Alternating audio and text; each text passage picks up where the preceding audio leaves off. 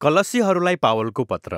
पावलले यो पत्र कैदबाट लेखेका थिए, जो येशू नै पुनर्जीवित प्रभु हुनुहुन्छ भनी प्रचार गर्दा धेरै पटक कैदमा परेका थिए। अनि यो पत्र यस्तो समुदायको निम्ति लेखिएको थियो जसलाई पावलले कहिल्यै भेटेका थिएनन् र उनले त्यहाँ मण्डली पनि सुरु गरेका थिएनन्, तर त्यही समुदायले नै मण्डली खडा गरेका थिए। कलस्सेमा भएको यो मण्डली पावलका सहकर्मी इपाफ्रासले सुरु गरेका थिए। तिनी त्यही सहरका बासिन्दा थिए। इपाफ्रासले हालसालै मात्र कैदमा पावललाई भेटेका थिए र उनले कलस्सीहरूले समग्रमा कस्तो गरिरहेका छन् भनी बताए। साथै केही सांस्कृतिक दबावहरूको कारण केही मानिसहरू येशूबाट टाढिन प्रभावित भएका छन् भनी बताएका थिए। त्यसैले पावलले यो पत्र इपाफ्रासले उठाएका यी विषयहरू सम्बोधन गर्दै कलस्सीहरूलाई उत्साह दिन र येशूप्रति गहिरो भक्ति राख्ने हौसला दिनको निम्ति लेखे। यो पत्रको डिजाइन र विचारहरूको प्रवाह अति सरल छ। सुरुवातका विचारहरू सर्वोच्च मसीह येशूमा केन्द्रित छन् र आफ्नो कैदको कष्ट कसरी उच्च पारिनु भएका येशूको लागि थियो भनेर पावलले बताउँदछन्। त्यसपछि उनी त्यस दबावहरूको बारेमा बताउँदछन् जसले कलस्सीहरूलाई येशूबाट टाढिन परीक्षामा पारिरहेका थिए। यसपछि उनी जीवनको नयाँ शैलीको बारेमा बताउँछन् जुन येशूको पुनरुत्थानले उनीहरूको निम्ति खोलेको थियो।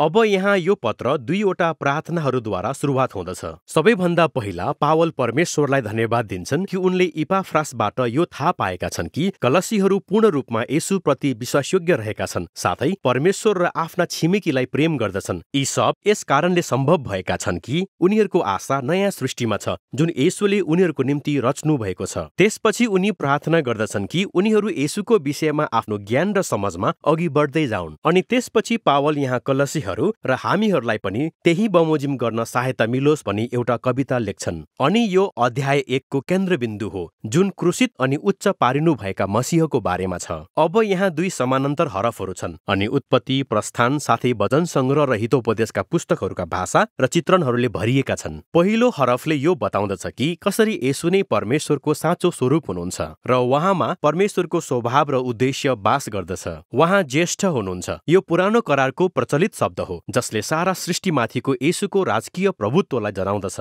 उहाँ एकमात्र साँचो परमेश्वर सृष्टिकर्ता समान हुनुहुन्छ। उहाँद्वारा नै सबै दृश्य र अदृश्य थोकहरू, प्रधानताहरू र अधिकारहरू, आत्मिकी र शारीरिक सबै थोकहरू सृजिएका हुन्। येशू मसीहमा नै हामी सृष्टिकर्ता र सृष्टिका राजा हुनुभएको भेट्टाउँदछौँ। अनि दोस्रो हरफमा हामी पाउँदछौँ कि नयाँ सृष्टि ल्याउने पनि उहाँ नै हुनुहुन्छ। उहाँ नै त्यो नयाँ शरीरको शिर हुनुहुन्छ जसले येशूका ती मानिसहरूलाई देखाउँदछन् जसले नयाँ मनुष्यत्व पाएका छन्, जसको अस्तित्वको प्रतीक स्वयं उहाँको पुनरुत्थान हो। उहाँमा परमेश्वरको महिमित मन्दिरको उपस्थिति रहँदछ।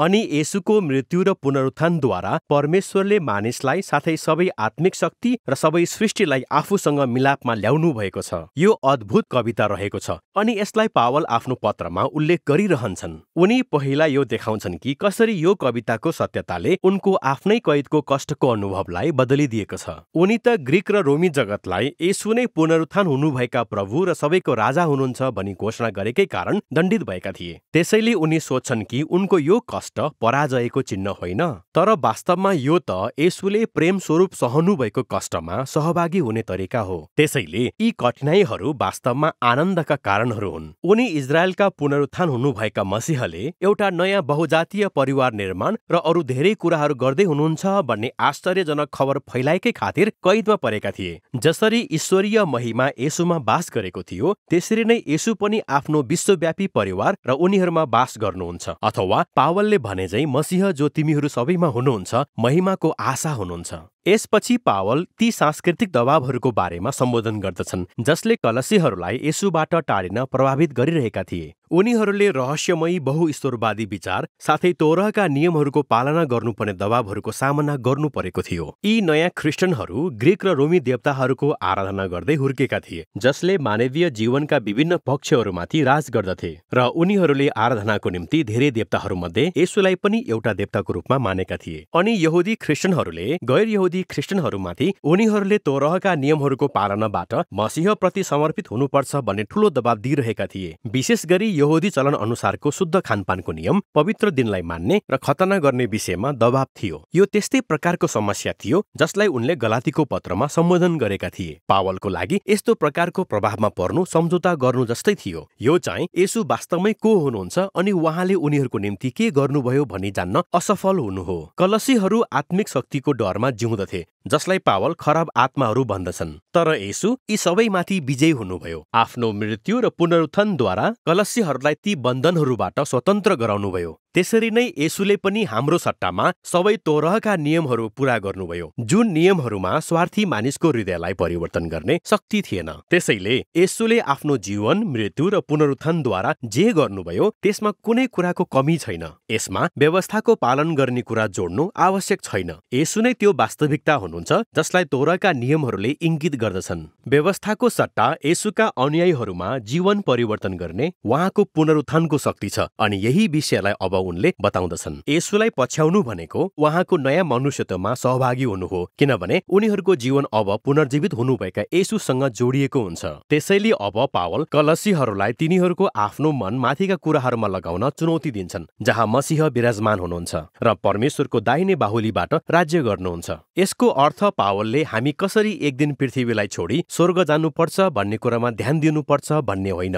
बरु स्वर्ग त्यो अलौकिक स्थान हो जहाँबाट अब येशू सबै सृष्टिमाथि राज्य गर्नुहुन्छ भन्ने हो, अनि त्यहाँबाट उहाँ एक दिन यहाँ आउनुहुनेछ र सबै कुरा परिवर्तन गर्नुहुनेछ। अथवा पावलले बताए झैं जब मसीह जो तिमीहरूको जीवन हुनुहुन्छ उहाँ प्रकट हुनुहुँदा तिमीहरू पनि उहाँसँगै महिमामा प्रकट हुनेछौ। त्यसैले पावल चुनौती दिन्छन् कि उनीहरू वर्तमानमा यस्तो मानिसको रूपमा जिउनु पर्छ जुन मानिस उनीहरू एक दिन बन्न चाहन्छन्। उनी तिनीहरूको पुरानो मनुष्यत्वको स्वभावको बारेमा बताउँछन्, जसलाई विकृत यौन शैली र विनाशकारी बोलीले चित्रण गरेका छन्। अब ख्रिस्टियनहरूको निम्ति उनीहरूको पुरानो मनुष्यत्व येशूसँगै मरेको छ, अनि उहाँको आफ्नै नयाँ मनुष्यत्वले त्यसलाई प्रतिस्थापन गरेको छ, जुन कृपा, उदारता, क्षमा र प्रेमले चित्रण गर्दछ। अनि यो मनुष्यत्व यस संसारले रचेको जातीय र सामाजिक सीमाहरू भन्दा माथि रहेको छ। पावलको शब्दमा भन्नुपर्दा यस्ता मानिसहरू जहाँ ग्रीक र यहुदी, खतना र बेखतनाका, कमारा र फुक्काको भेद रहने छैन, तर ख्रिस्ट नै सबै कुरा र सबै मानिसहरूमा हुनुहुन्छ। अब यहाँ पावल व्यावहारिक शिक्षा दिन्छन्। पहिलो शताब्दीको रोमी घरानामा, जो पितृसत्तात्मक घराना थियो, जहाँ पुरुषको हातमा आफ्नो पत्नी, छोराछोरी र दासहरूको जीवन र मृत्युको शक्ति रहेको यस्तो परिवारमा यो नयाँ मनुष्यत्व कस्तो देखिन्छ भनेर कलस्सीहरूलाई बताउँदछन्। तर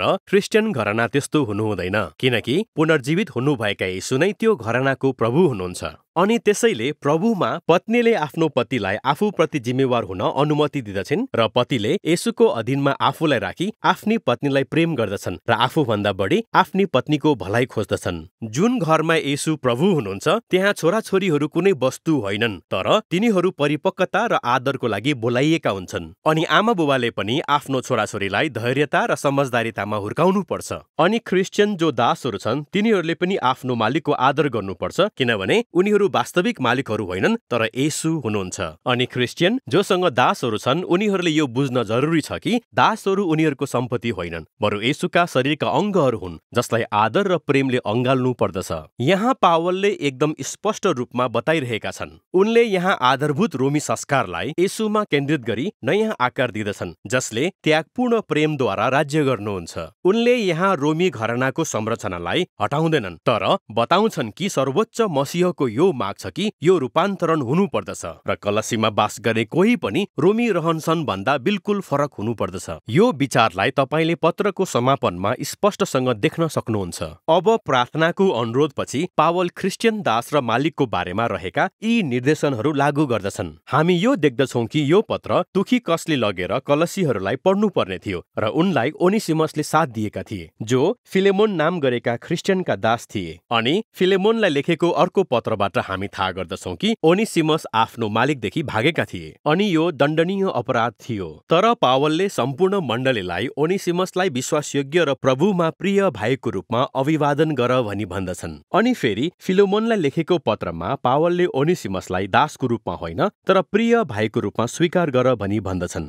अब यहाँ उनले एउटा गहन कुरा बताई पत्रको अन्त गर्दछन्। कलस्सीहरूको पत्रमा पावलले हामीलाई यो देखाउनलाई आमन्त्रित गर्दछन् कि मानिसको अस्तित्वको कुनै पनि भाग पुनर्जीवित येशूको प्रेमिलो छुवाई र स्वतन्त्र गर्ने नियमहरूबाट अछुत रहन सक्दैन। हाम्रो कष्ट, हामीलाई सम्झौतामा पार्ने परीक्षा, हाम्रो नैतिक चरित्र, हाम्रो पारिवारिक जीवनको शक्ति, यी सबैलाई पुनर्विचार गर्न र परिवर्तन गर्न जरुरी छ। येशू मृतकहरूबाट पुनर्जीवित हुँदा आगमन भएको नयाँ सृष्टिमा चाहिँ यस वर्तमानमा जिउनको लागि हामीलाई आमन्त्रित गरिएको छ। अनि यही नै कलस्सीहरूलाई लेखिएको पत्रको विषय हो।